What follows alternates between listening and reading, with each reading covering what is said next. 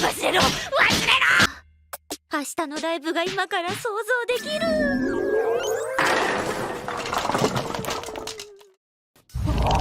お姉ちゃん、話さないだけで学校にたくさんいるんだよ。嘘だ。冗談でもそんなこと言っちゃダメだよ。人の痛みがわかる子になりなさい。ごめんなさい。イエーイ！ラッキャー！ウェーイ！ラッキャー！ぼっちだロック。 Can I ask you something? Have you ever tried to speak but the words just couldn't come out? Have you ever frozen when someone tries to speak to you?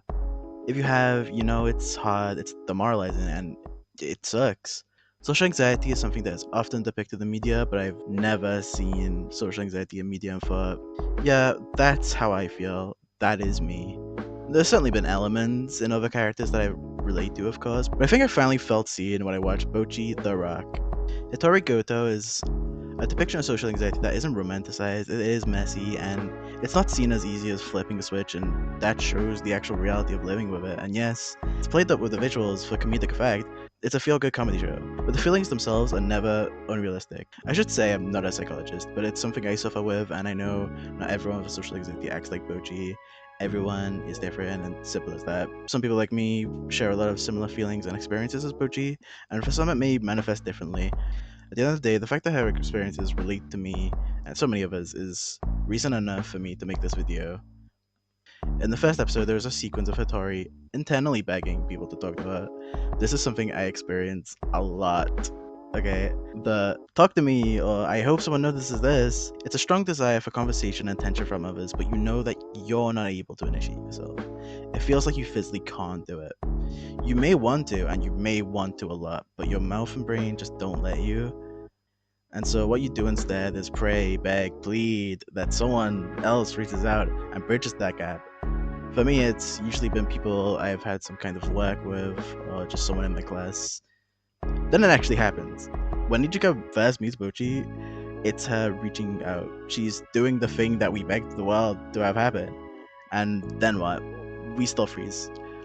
When you're hoping to be noticed, you often forget that you suddenly don't just become super charismatic and able to talk. You get the cruel and sudden reminder that it's not going to be that easy.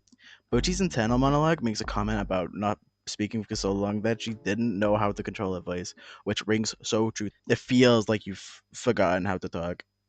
And we see that with Hitori. She still struggles, which is realistically how most people like me would be in that situation. Some may be able to say a few things quite meekly, maybe something really basic, but you can never say the thing you actually want to. She gets dragged to Starry, and although in the long run it's the best chance encounter of her life, she doesn't know that yet. To her in that moment, she's presented with going from 0 to 100, going from not being able to look someone in the eyes to playing on stage in front of many people. Her initial reaction is to not want to, fearing that she can't, but she is simply unable to say no. She people pleases. People pleasing for me depends on the person. If I'm more comfortable with someone, the less likely I'll feel the need to people please, although it still happens. And if I'm not that familiar with someone or not that close, saying no is extremely difficult, especially if it seems like they need to depend on you. Once you get that feeling, it becomes almost impossible. It could be because you want people to like you, it could be because you want people to see you in a positive light, fearing that if you say no, they'll think you're just some heartless, unhelpful person, so your brain has to people please in those situations. I want to move on to episode 2 now. Not that I'm gonna point out experiences episode by episode, I could, but there's a lot of repetition.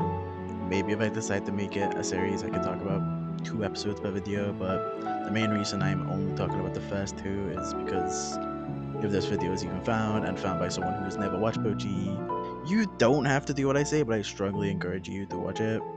Whether you have social anxiety or not, it's a very funny show. And I don't want to just say every single plot point. Back on topic, episode 2 has quite a few things I want to talk about. The first thing, which is present in the first episode as well, are spirals. Because it's a funny, silly comedy show, a lot of Hitori's spirals are played up for the joke, or maybe I'm just not at that level yet, but hers are quite absurdist, but from a place of truth. The best example being when Nijika and Ryo tell Bocchi that to meet the club's quotas, she's gonna need a job. She spirals to the worst case scenario, which has her creeping out the customer who was recording her and posting online, and her being sentenced to death by the judicial system. 死刑を求刑する。それでは判決死刑。こうなるに決まってる。 It starts off very real, and I know for certain I felt that. It starts off with Trigger needing / getting a job, and you get that pit in your stomach as your brain runs through all the possibilities. I've definitely worried about getting a job in customer service for that very reason, until the execution part. For me at least, it stays grounded in what's actually possible.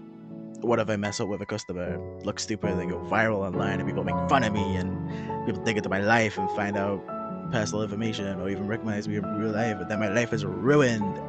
That's a short example of a quick spiral for me, and that is the worst case scenario I can think of right now as I'm writing this.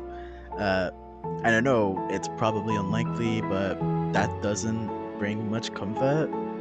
I don't quite jump to, oh no, I'm going to get the death penalty for looking weird in that moment. But I can spiral into my life being ruined, so in a sense, maybe it isn't so different.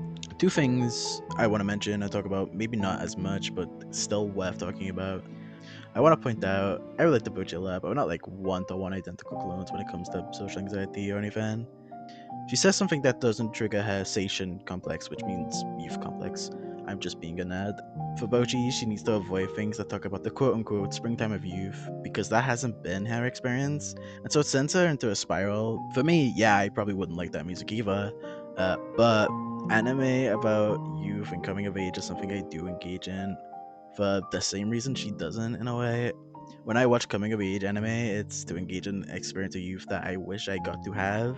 As a trans woman, when I look back on my childhood, there isn't much I can remember anyway, but with the things I can remember, I feel disconnected to, like that isn't me. And so I just try to live vicariously through the experiences I wish I had. And sometimes I can get teary-eyed, but I'm not spiraling like Hitori would.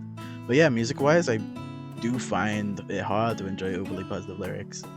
Last things I want to talk about are kind of small moments, like the start of episode 2 when Bocchi is trying to enter Starry but is circling around the door, which yes, I do quite often. もうちょっと見てたい。干渉するのやめてあげて。 If I'm early for something or there's no set time, I'll just wait until I can't wait any longer. 5 more minutes, then I'll go in. Becomes 10, becomes 15, becomes 20.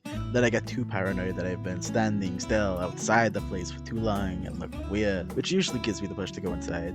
Also, Bocchi trying to get sick is another thing I feel like everyone has done, although maybe not to that extent. Once I got to uni, I could just lie if I even said anything at all. Not that I never had an actual reason, but that's besides the point.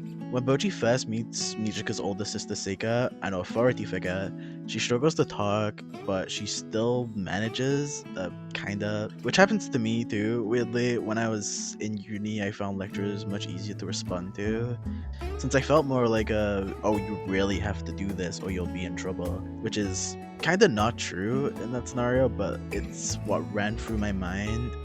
Even then, both me and Bocchi still struggled to say the things we actually wanted to, but we know we can't talk in that situation.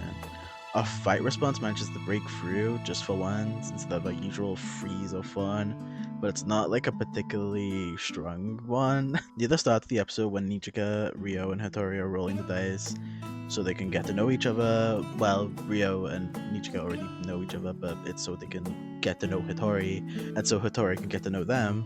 Maybe I'm over-explaining, but that's what they're doing. Anyway, the dice has topics on, and it lands on school life. Hitori reveals that she has a 2-hour commute to go to school because she wanted to be as far away as possible from people from her middle school. For me, I didn't really take steps to make sure I didn't run into anyone I knew in college, but I definitely felt dread and was worried it would happen. But with uni, I technically did. I was fairly certain that a lot of people would choose another city for uni, so me picking a uni where I live was my version of that, even if the method was technically the opposite, staying close instead of going far. But I still get the same results. Last thing I want to talk about is guilt. When someone's looking out for you when it's something you really don't want to do. I spoke before about Bocchi not wanting to work and her method to try and get sick. She considers lying until Nijika sends her a really supportive message, and now suddenly, despite how anxious and terrible you feel about something, you can't actually say no to it because the guilt would eat you alive. And that's kind of all I wanted to talk about with this video for now, maybe? I might make another one, I might make a follow-up. I don't know. We'll see. I also want to say thank you for watching. This is my first YouTube video ever, and hopefully not my last. I want to do more, but you know, I don't know how busy I'll be. I don't know if I'll do as much scripted, like actual stuff like this, you know. But I will be streaming on my Twitch if you want to follow that. It's Cheese Bite Mouse.